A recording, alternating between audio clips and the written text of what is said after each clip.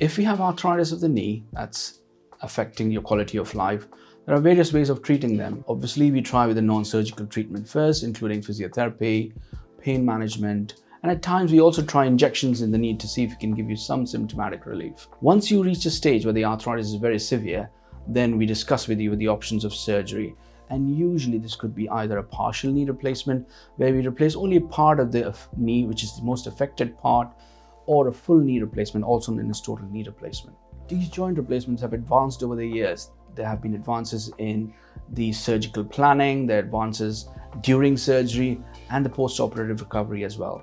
One of the striking advances recently is the use of robotic-assisted joint replacement. Also, one of them is known as Mako.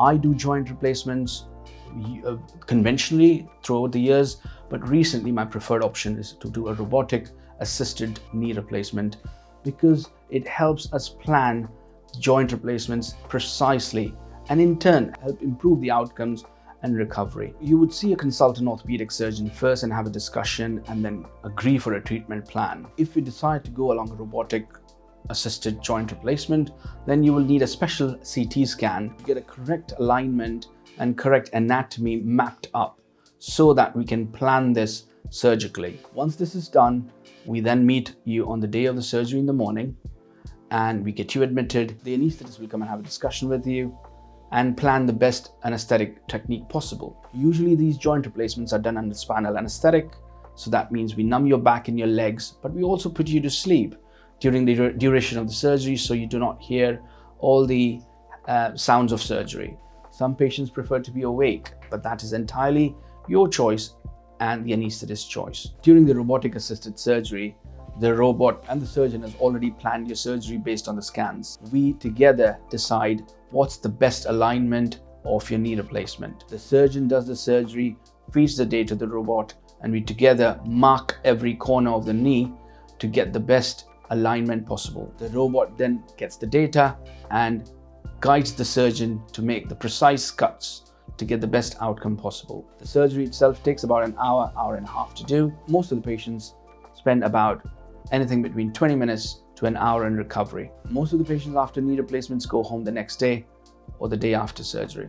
During your stay in the hospital, you will be regularly seen by the physiotherapist as an inpatient, and they will also book outpatient sessions with you. The most important thing after a joint replacement surgery is to make sure that we do the three important things. First is take enough painkillers.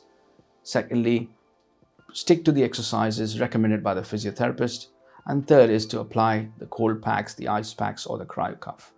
The combination of these three usually helps your recovery, particularly in the first 6 to 8 weeks. Over time, you will build your strength and mobility, and hence your motivation is most important. The overall recovery after a knee replacement can take anything between 6 months to 12 months, and hence it's very important you comply with the exercises and the rehabilitation planned by your physiotherapist.